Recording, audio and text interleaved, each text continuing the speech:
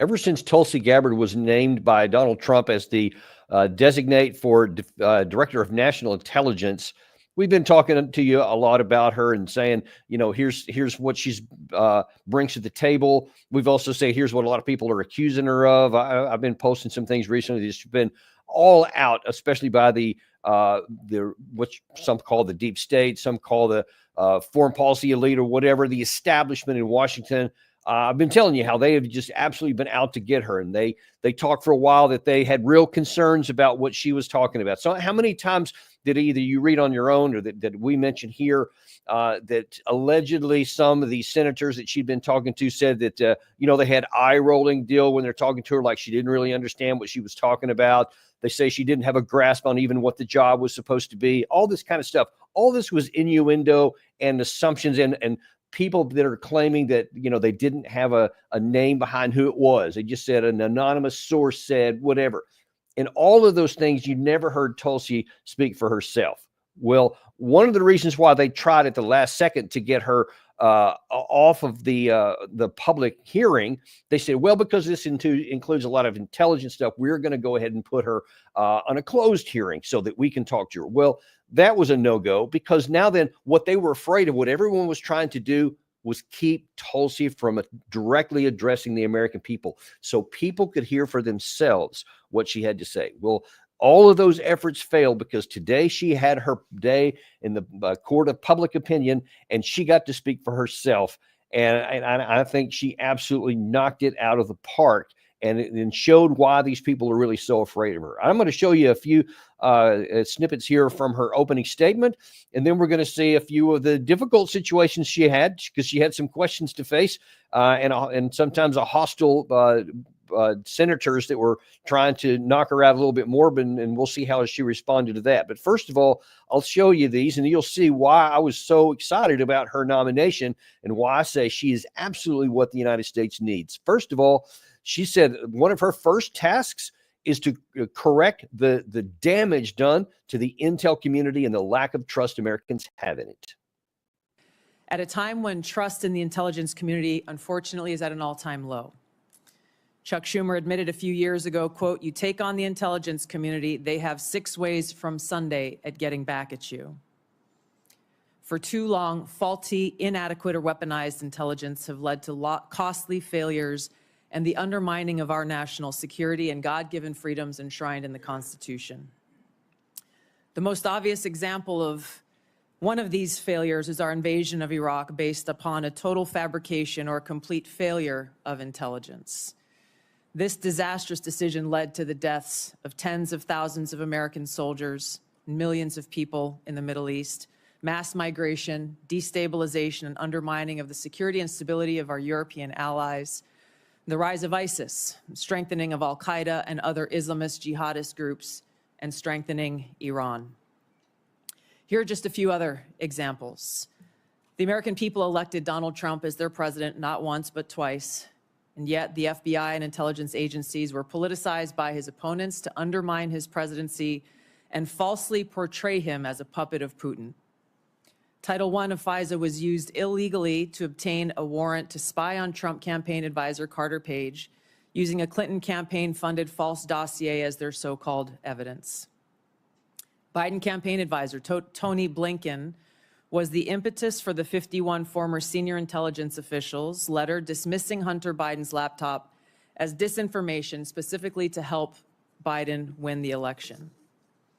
Former DNI James Clapper lied to this committee in 2013, denying the existence of programs that facilitated the mass collection of millions of Americans' phone and internet records, yet was never held accountable.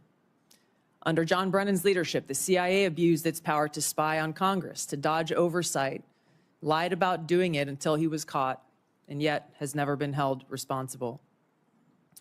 Under Biden, the FBI abused its power for political reasons to try to surveil Catholics who attend traditional Latin Mass, labeling them as quote-unquote radical traditionalist Catholics. Personally, just 24 hours after I criticized Kamala Harris and her nomination, I was placed on a secret domestic terror watch list called Quiet Skies. Sadly, there are more examples.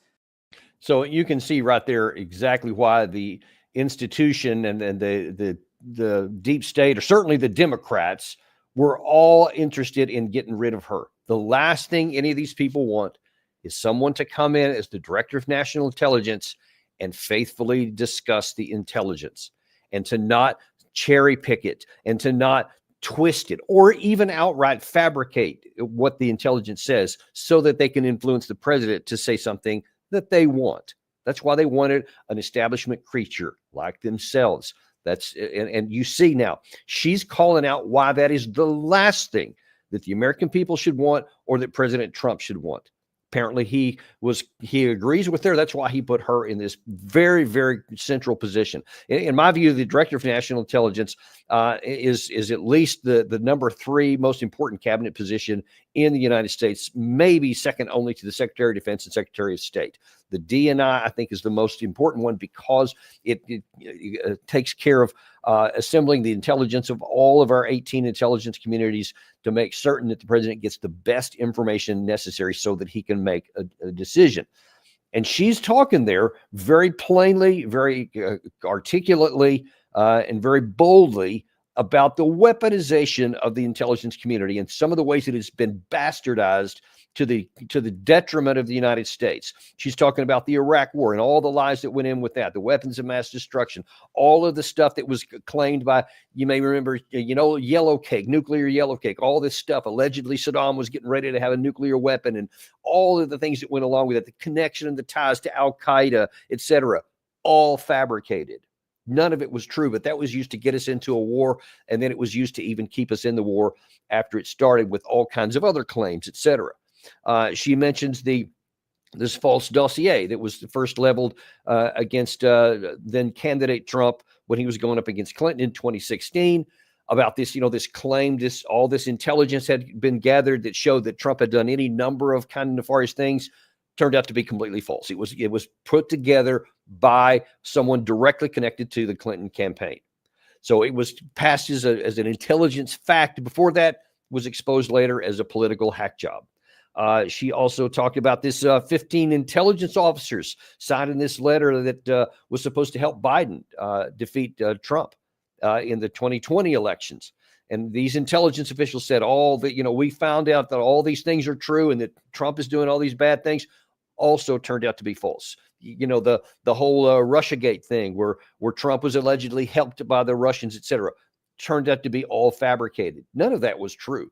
That's how the intelligence community was used. Americans had been spied on. You had John Brennan, the former, I think he was the national security advisor under the Obama, just flat out lied. He was asked point blank on American television. I want to say it was Jake Tapper. It may not have been him. I can't remember, but it was definitely on one of the big shows at the time. Is the United States using some of these authorities given to us post 9/11 to spy on Americans? He categorically said no, absolutely not. And then what we found out is when Snowden made his big divulge and released a lot of classified information, we found out that, actually he did. We did spy on all kinds of Americans. It was a major issue at the time. And I'll never forget in a subsequent interview, Brennan just kind of laughed it off like, well, yeah, I guess, we found out. But anyway, forget it, moving on. There's other stuff. And then Snowden was a bad guy. So deflecting right off. And as she said there, never held accountable. That is just the tip of the iceberg. Those are just some of the major issues. I'm sure, I can guarantee you, there are scores of other things that the intelligence community has done where its information has been abused and weaponized or used for political purposes. So she is right in that is one of the big issues why she was brought in. Next, she's going to talk about her mandate to end that weaponization. President Trump's reelection is a clear mandate from the American people to break this cycle of failure, end the weaponization and politicization of the intelligence community, and begin to restore trust in those who've been charged with the critical task of securing our nation. If confirmed as DNI, I will do my very best to fulfill this mandate and bring leadership to the intelligence community with a laser-like focus on our essential mission, ensuring the safety, security, and freedom of the American people. As the President's principal intelligence advisor, I'll begin by leading by example, checking my own personal views at the door, and committing to delivering intelligence that is collected, analyzed, and reported without bias, prejudice, or political influence. That last part there is so important and so critically necessary for any president to be able to make a decision that has a chance to succeed, is to understand what the real information is and to not have someone in a position that's going to give their own bias and it's going to give their own spin, intentionally so. Everybody has a bias. I mean, you can't detach that because that's part of humanity. You want to do your best to try to understand where your biases are so that you don't let that skew you. Now, whether she's going to actually do that, I think she will. I think based on her past, based on the fact that, how she conducted herself all the time she was in Congress, all the time she has been serving our country. I believe, if I understand correctly, she's had 3 total combat deployments in various locations during her time. She has been nothing but consistent and honest about what was going on, about what was happening. She has shown fearlessness, that she will stand up to her own party when she feels that they're in the wrong. She did that several times as a Democrat, and I would expect that if it comes into a situation where it's integrity or what the Democrat or Republican Party may want, I think she will do the same thing she did before, and she will tell the truth on that too. And then, as she has said several times during the hearings today, then it's up to the political leaders to make whatever decision they want. But it is so important and just critically vital to be able to have someone in there that's going to faithfully tell what the intelligence actually is and not slant it to one way or another. Third thing is that she didn't just make her opening statements about what she plans to do and how she sees the job. She also had a little preemptory activity there because she knew she was going to get a lot of questions and a lot of attacks from some of her political opponents on the Senate. So she took a little preemptive actions and said, here's some things you're going to hear, and here's the truth. Now, before I close, I want to warn the American people who are watching at home. You may hear lies and smears in this hearing that'll challenge my loyalty to and my love for our country. Those who oppose my nomination imply that I am loyal to something or someone other than God, my own conscience, and the Constitution of the United States. Accusing me of being Trump's puppet, Putin's puppet, Assad's puppet, a guru's puppet, Modi's puppet, not recognizing the absurdity of simultaneously being the puppet of 5 different puppet masters. The same tactic was used against President Trump and failed. The American people elected President Trump with a decisive victory and mandate for change. The fact is, what truly unsettles my political opponents is I refuse to be their puppet. I have no love for Assad or Gaddafi or any dictator. I just hate al-Qaeda. I hate that we have leaders who cozy up to Islamist extremists, minimizing them to so-called rebels. As Jake Sullivan said to Hillary Clinton, quote, al-Qaeda is on our side in Syria. Well, Syria is now controlled by an al-Qaeda offshoot, HTS, led by an Islamist jihadist who danced in the streets on 9/11 and who was responsible for the killing of many American service members. So you see there that she is not backing down from anybody. And she says, listen, a lot of the things that have been done with intelligence have catastrophic results for the United States. Like, of course, she just mentioned all the stuff about the Iraq war and the intelligence officers and all that. But then we're talking about some things even more near term. During the Obama administration, they were actively supporting all these so-called moderate rebels, which anyone who'd been paying any attention would have understood there aren't moderate rebels. There are just violent extremists that don't like, your enemy. But if they're today, they may be your friends, but tomorrow they had no problem being your enemy because they have no ideological connection to you whatsoever. They just like your cash and your ammunition. So, but we just were oblivious to that. And we some to think that we'll take these bad guys and use them against those bad guys, and that'll end up good for us. And now then what do we have? We have, we were at various times helping the people who are now ISIS offshoots. Now, all of a sudden, as they were going out the door, the Biden administration, now all of a sudden they want to be friends with the guy that had a $10 million bounty on his head just the day before all this stuff with Assad fell. So now they're just exchanging one bad guy for a different one. And there's nothing different or better for the United States interest on that. And she's pointing out a lot of these things, and she's just saying, listen, I'm nobody's puppet. I'm not Trump's puppet. I'm not Putin's puppet, etc. So, and she's laying the groundwork down that then was acted upon when other of these senators came up. So if they thought they were going to get somebody passive or they were going to, catch her in a gotcha moment, they might have done a little more research first. First of all, here is Senator Moran thinking he's going to make a big point of saying, does Russia get a pass with you? I want to make certain that in no way does Russia get a pass in either your mind or your heart, or in any policy recommendation you would make or not make. Senator, I'm offended by the question because my sole focus, commitment, and responsibility is about our own nation, our own security, and the interests of the American people. In carrying out the responsibilities of the Director of National Intelligence, if confirmed, no country, group, or individual will get a pass in my fulfilling that responsibility of providing that full intelligence picture so that you all can make the best informed policy decisions for the safety, security, and freedom of the American people. You have my commitment to be completely objective, unbiased, and apolitical, and I hope you understand my commitment to our country's interest. Now, a little background on that, because one of the comments that Tulsi has been accused of many, many times is being pro-Syria and pro-Russian. And she gets that charge because if she has not just fallen in like a puppet behind all of the comments from the Western European and American media, politicians, etc., that Russia is evil and always bad, so everything they do is evil and bad, and here's the Ukraine side, they're all good and everything they do is right. And she says, okay, that's not accurate. Here's what's accurate. And one of the other things specifically about Russia, they said, you justified what they did and you said it was right for them to go into attack Ukraine. No, she did not. She never did. She never took Russia's side. What she did was call out the truth. She was saying, yes, and I think she actually said it elsewhere in this hearing, Russia invaded Ukraine. Russia started the war, period. Point blank, no questions about it.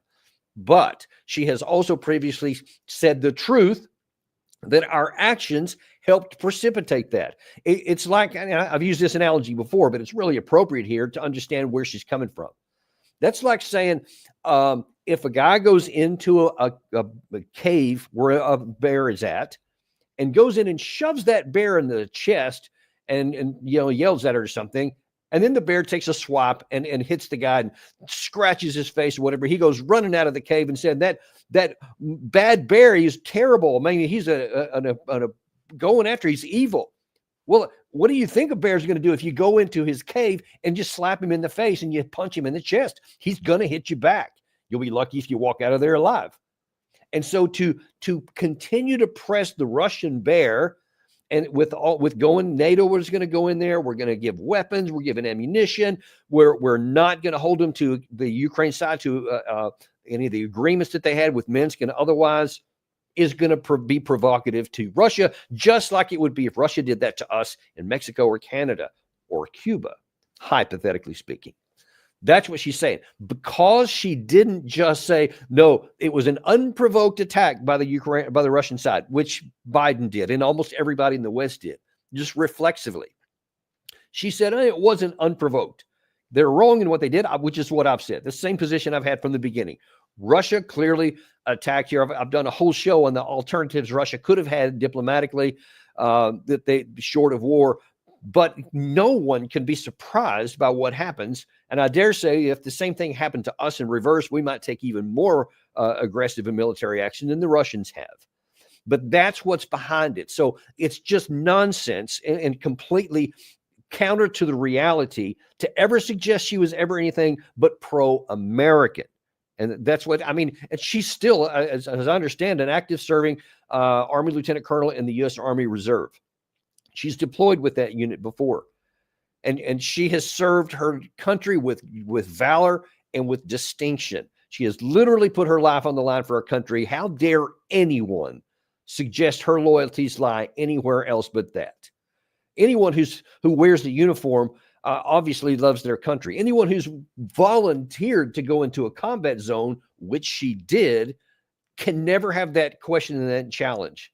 And so I thought she handled it pretty well by saying that she was insulted by that comment, but still, as you see all throughout this, and again, underscoring why she's perfect for this job, composed her demeanor. She didn't get too out, crazy. She didn't, start pointing fingers or whatever, but she unequivocally and very confidently held her ground there.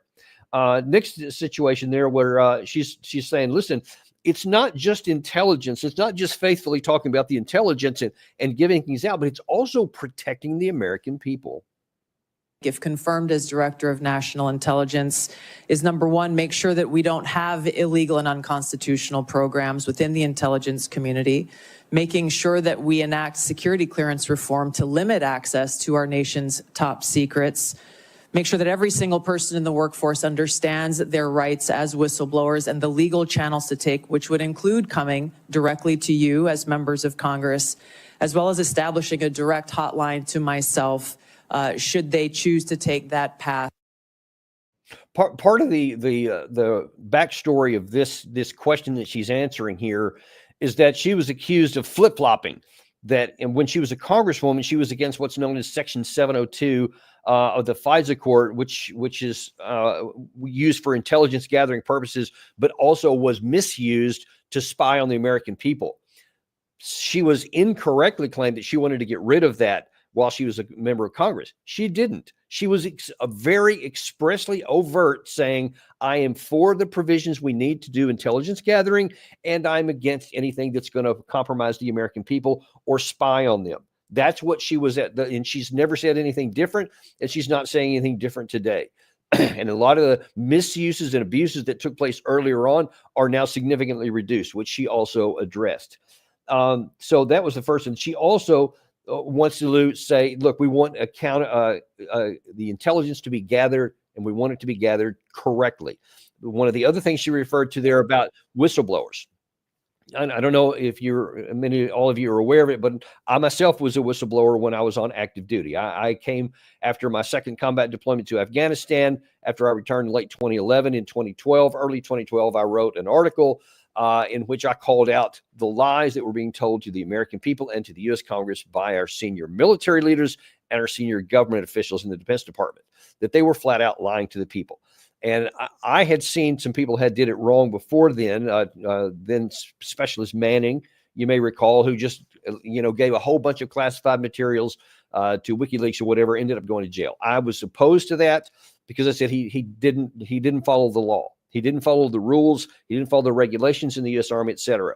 And what Tulsi Gabbard is talking about here is she has oftentimes said, when she was especially a senator, a member of the House, she said, Eric Snowden actually provided some information that we needed. Without him, we would have never known that Brennan was lying to the American people when he categorically said we were not spying on Americans. And then it was exposed that, oh, yeah, he actually did. And we only know that because of Snowden. What she said many times in this hearing here was that it matters how you get the stuff out of there. There were things that were allowed, available to Snowden where he could have done some things differently, like I was able to do because I had learned from those in the past. And she was reiterating that here, that there are paths to do it right. There are paths to do it legally. So she still said there are people who are in the intelligence community, if they discover things that are wrong or abuses of power, there is a right way to go about doing that. And she defended it. That is something that should appeal to every American. But it didn't appeal to every senator, because on the issue of Snowden, she was also pressed really hard on that. This was a long thing going between a couple of different senators, Mark Warner in particular, and Senator Bennett here, which we're going to show. But she was pretty unequivocal about where she stood here, too. Is Edward Snowden a traitor to the United States of America? As someone who has worn our uniform in combat, I understand how critical our national security is. Apparently you don't. Apparently you don't. Again, I'm sorry. I love the last of that clip there, because she really maintained composure, because she wanted to really strike back at that really insulting comment that apparently you don't. Well, Apparently, I don't agree with you on how things are supposed to be done. I think she valued doing things right and protecting the privacy of American citizens above protecting John Brennan, among protecting his ability to keep on lying to the American people. So yeah, she does get it. Yeah, she's been in combat and she understands that. And she tried to very carefully and calmly articulate that I know that, I've been to combat, so I understand the centrality of keeping things classified and secret. And I myself am a strong proponent of that as well. That's why when I did my whistleblowing, I was very careful to completely separate anything that was unclassified from those that were classified. What I had done in my case was I took some classified stuff legally directly to members of the House and Senate to show them what was going on. None of that ever saw the light of day. That's why I didn't ever get in trouble. I didn't go to jail and any of those other kind of things because I didn't violate the law. A lot of people in the Army didn't like it, but that's fine because it was exposed. And by the way, all that was confirmed in 2018 when the Washington Post published the Afghanistan papers, which told everybody that these senior leaders were lying and had been for nearly the duration of the war. But so Tulsi Gabbard here is not backing down from anything. And even though they're trying to pigeonhole her into saying something about Snowden in the attempt to make her look bad, she didn't take the bait. She didn't go for it. And she continued to stick to her guns about talking what was right. Now, maybe one of the more contentious pieces, which is also interesting because it has some curious or unexpected relevance to our channel and a guest that we've had on before. And that was if her comments on Russia was one thing, the second thing that was going to be the most contentious was her views on the alleged use of chemical weapons in Syria. And when she made that trip to go to Bashar al-Assad, which I've mentioned a time or two before. And so one of the claims is that she believed an intelligence assessment that was contrary to the official intelligence assessment that was made by someone named MIT professor Ted Postal. Now, in this exchange you're going to see here by Senator Kelly, he is again going to try to press her into some positions to where he thinks he's going to trap her into saying something that's not true or that's going to make her look compromised. But watch how deftly she handles this situation. Can you explain to me then why you doubted the intelligence community's conclusions in these two cases, Duma and Kanche Kun, but not the others? And please be specific. These two cases were being looked at to be used as a pretext for major military movement. And my fear was a repeat of the deployment of another 500,000 soldiers like we saw in Iraq towards what was the Obama administration's goal, which was regime change in Syria. The question specifically that I raised around these two came about because there were two reasons. One, that assessment was made with high confidence and low information. The information that they had came from those on the ground in an al-Qaeda controlled area and therefore were al-Qaeda linked sources. And there was conflicting information that came from the UN's Office on the Prohibition of Chemical Weapons inspectors, as well as an MIT professor, Ted Postal, So I who want to talk looked at about him these for a second. extensively. So did you look into his credentials, yes or no? Yes. And were you aware of his appearances on Russian Today, which is used by the Russians to disseminate government-approved messages? No.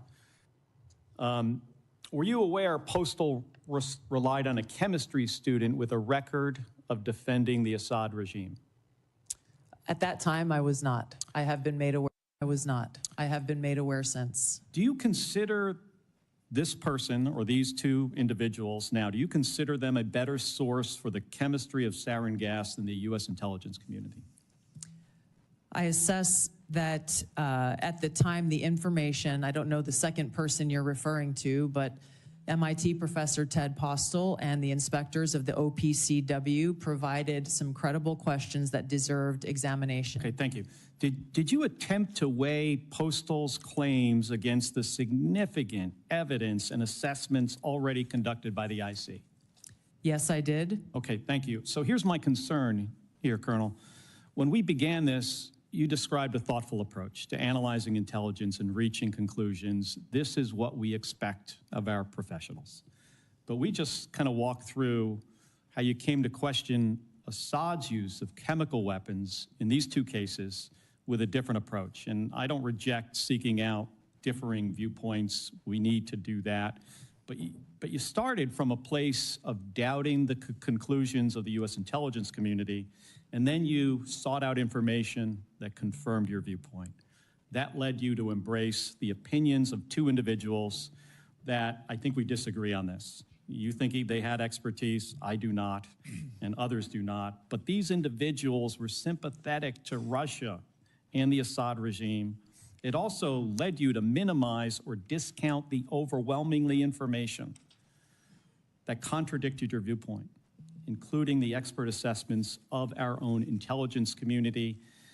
And they don't get it right 100% of the time. I get that. But what I have seen makes it clear that at the same time that you were skeptical of our intelligence community's assessments, you would not apply the same skepticism to information that came from sympathizers of Russia and Assad. And I think that's something that we should all be concerned about. Yeah. Okay. So let's just talk about this a little bit. If you're not aware of it, there was some issues in a couple of different times, actually over 3 different administrations, as it turned out, where allegedly Bashar al-Assad used chemical weapons on his own troops, or his own people, rather, during his civil war that he had been fighting. There was the immediate belief, and I think Obama was the first one, where they said, yes, it was chemical weapons used for sure. It was. And they ended up, Obama ended up using that to justification to send airstrikes against Syrian targets in here. But it was easy for people to believe that Assad used chemical weapons on his own people because obviously he was an evil guy. Everybody knows that in the West. That's what we're told on a daily basis. So, of course, we believe that. Well, I was not, myself, was doubting it quite a bit when it happened. And the reason was because not that I care anything about Bashar al-Assad. In fact, he's categorically a very vicious, murderous person and did kill quite a number of his people over his tenure, as did his father before him. That's a matter of the record.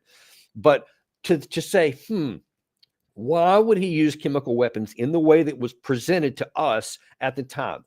Now, the evidence was that Assad, after having really had a lot of trouble in his civil war, had finally started to make things go in his direction. His side started to win, and they were literally driving the rebels out of all these different places.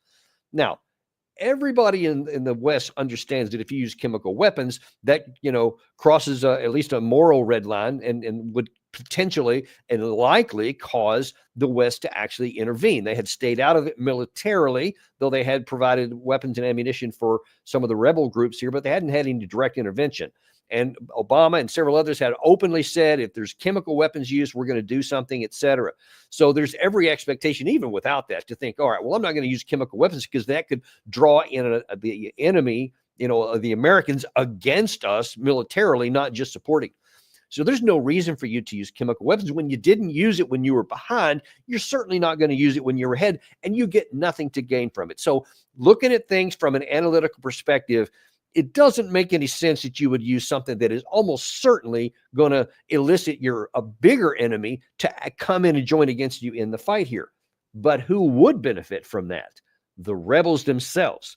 The rebels who were getting beaten conventionally on the ground had every reason to want to set up something to make it look like they had chemical weapons so that the U.S. would come in on their side, which they had been wanting to happen for a long time. And when it was that side that was in control of all the airspace and all of the access to this area, because it was in a rebel-controlled area, then that made me very suspicious. Now, I didn't have the ability to go on the ground there. I didn't have any expertise to be able to say anything. I'm just knowing that militarily, it didn't make any sense, and the people who would benefit the most would be the ones who were being beaten. So I was skeptical of that. But then Ted Postal comes out and puts this big, very detailed graphical situation together that said, yes, it was staged. It wasn't actually Assad. It was probably these other people. But he said, and he gave this whole presentation, which, by the way, we're going to have him on Monday. And he's going to get to answer for himself. So instead of letting Senator Kelly there impugn his integrity, we're going to give him a chance to talk for himself. So you'll be able to see that on Monday. But Tulsi Gabbard had also apparently talked to him and had gotten some information and found it compelling. Now, it's funny because Kelly says that he is concerned that you started off on a position of doubting the approved intelligence community assessment.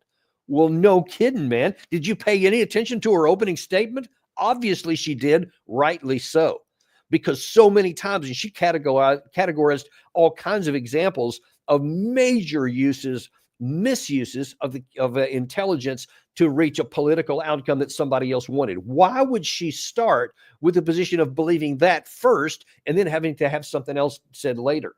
It's irrational, but that's where he's coming from. He's part of this whole intelligence and really establishment figures that don't want anyone to question whatever the intelligence community says.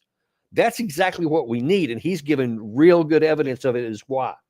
One of the other things that was talked about there was the skepticism that the information was correct, and why would Assad use chemical weapons? I've actually talked about that one here. But one of the other things I did want to talk, the senator there cast doubt on Postal because he had been on RT. Now, RT has been an English language broadcast from the Russian side that's been going. It used to be in America and in several Western European countries. They've been broadcasting for a long time. I'm not sure when they started, but certainly in the I guess the late 2000s at a minimum. They were wanting to put English language to give their perspective out, just like we have Voice of America, where we go all over the Russian-speaking language, actually languages all over the world, to put our viewpoints out there. So they're doing the same thing we are. Postal went on there because they were willing to talk to him. But see, he's trying to say, if you ever talk to a Russian language outlet, then you're a Russian, even though we do it. And so by extension, he would have to say that everybody who's ever on Voice of America or any of the other broadcasters that we support, that they're just tools of us, that they're tools of our intelligence, and they're, propaganda for us. Yeah, there may be some truth to that. But see, he said, don't listen to what Postal said. That's important. And that's why we're going to have him on the show to give his side of this. Don't look at the evidence that he provided. He didn't ever examine that. He just said he went on RT once. So don't listen to anything he says. Well, that's absurd. If you're wanting to be honest, if you want to have integrity, listen to what the purpose said. RT does have plenty of people who are absolutely pro-Putin apologists, and they'll slant everything in their direction. There's certainly plenty of that. I don't mean to imply that there's not. But just because you were on there at one point, it also depends on what the conditions were when he was on it. Kind of has a lot to go on, to what it's a bit about. I myself have been invited on many Russian channels, and I say no to all of them. I think I was actually on RT myself in the 2012, 2013 period. I can't remember when it was, because it was run by a lot of Americans at the time. And it was just another source of information that was out there. But when I saw there was a lot of pushback, I actually stopped doing that then, and now have said no to everybody. Just, I won't talk to any of them because I don't want it misused in this situation here like this. But the information has to be taken at face value. And Postal had some very specific information. And I think that the overwhelming evidence to this day remains that likely he didn't. Assad didn't use chemical weapons. Maybe he did other times, I don't know. But on the one that Postal gave an evidence for, the most likely course is that he didn't. Even I can't say with any certainty that he didn't, but the evidence is very strong that Postal's view is right, not the one by Senator Kelly. So that's kind of the gist of it. There's a few other things in there, but one of the things overall that really stood out throughout this entire hearing is that Tulsi Gabbard conducted herself with the absolute professionalism that I always knew she would. She talked for herself.